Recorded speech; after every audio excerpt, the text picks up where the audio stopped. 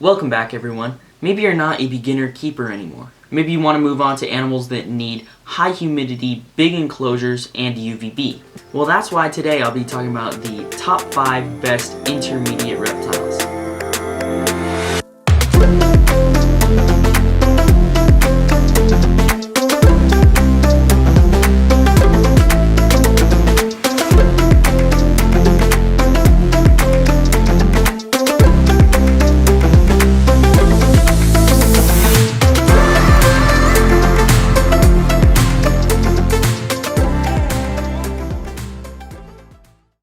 Number 5, the bearded dragon. This is one of the most popular lizards in the world, but they have much more complicated care requirements than people think. The first thing is they need a pretty big enclosure. Some are going to say the minimum is 40 gallons, some are going to say 75 gallons, but I think it is 120 gallons. That is one of the reasons I think that they're an intermediate reptile. The next reason is UVB. Bearded dragons are diurnal lizards that live in Australia, which means they're going to need UVB. That UVB is going to have to cover at least half of the enclosure so the lizard actually gets it. Bearded dragons are omnivores, meaning they'll eat both insects and plants. When they're babies, they'll need about 70% insects and then 30% plant matter. And then when they become adults, like this guy, they'll need 70% plant matter and then 30% insects. I feed Kamikaze mostly crickets for his insect portion, but I definitely like roaches better. The problem with crickets is they chirp all night and all day. They're just always chirping. You may be able to hear them right now. Yeah, so even though I don't like having crickets in my room, they are good for bearded dragons. As you can see, most bearded dragons don't run away from you. You can just have them on your shoulder when you're doing whatever you want. They won't be extremely calm like this if you don't handle them, but it isn't very hard to tame them down like it would be for a monitor lizard. They'll be out and about in their enclosure, not like the new skink I just got, which basically just burrows all day. Now, if you're a parent and you want a lizard that your kids can hold, this is a great option, as long as you're up to the kind of advanced care requirements for bearded dragons. Number 4, leaf-tailed geckos. Now, there's a couple different species, but they're all pretty similar in terms of care, so I think I'll just put them all into one category. The reason they're not a beginner reptile is because they're kind of expensive.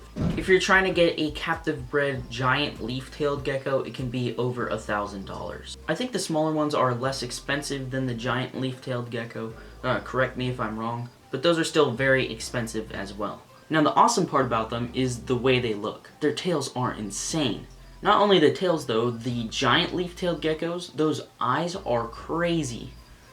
Leaf-tailed geckos are native to Madagascar. They'll need higher humidity, but they won't need any special heating or lighting because they are nocturnal. The giant leaf-tailed geckos are going to need a decently large terrarium. I think you can maybe get away with an 18 by 18 by 24, but if you can go bigger, that would be awesome. They eat insects dusted with calcium, and they might eat some crested gecko diet. Moving on to number 3, the Redfoot Tortoise. Redfoot tortoises are very beautiful animals. They're not very big, they don't take up too much space, but they have kind of advanced care requirements. They'll need pretty high humidity. You're going to have a substrate that can hold moisture pretty well. Redfoots are going to live a pretty long time, so before you get one, make sure this is a pet you really want. They're going to need heat and UVB, a pretty hot basking spot, not too hot though.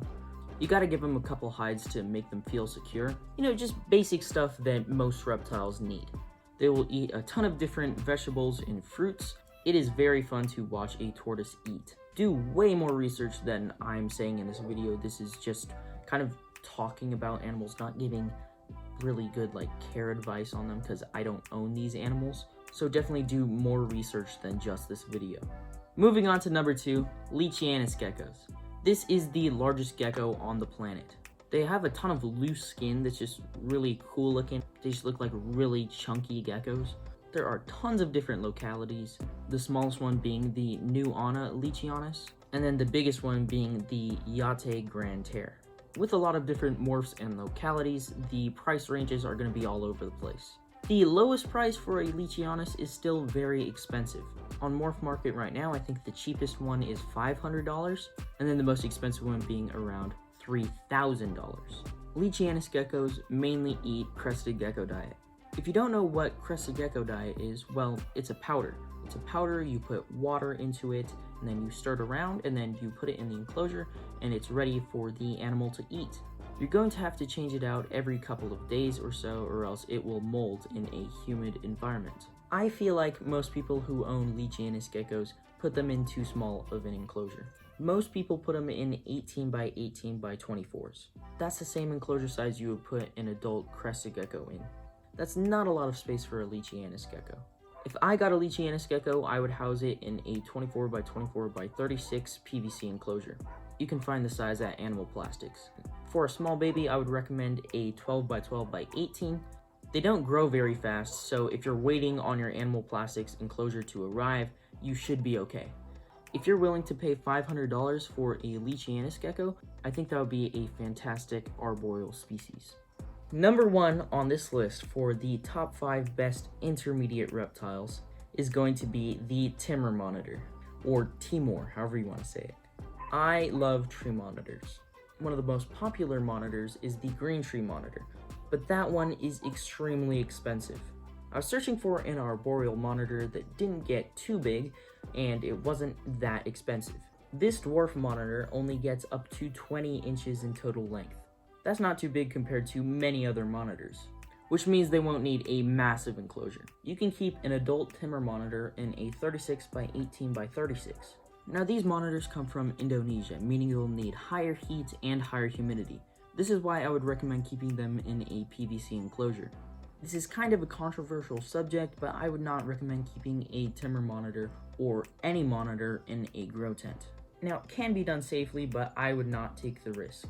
There are different holes in grow tents that a small monitor like a Timor monitor could easily slip out of.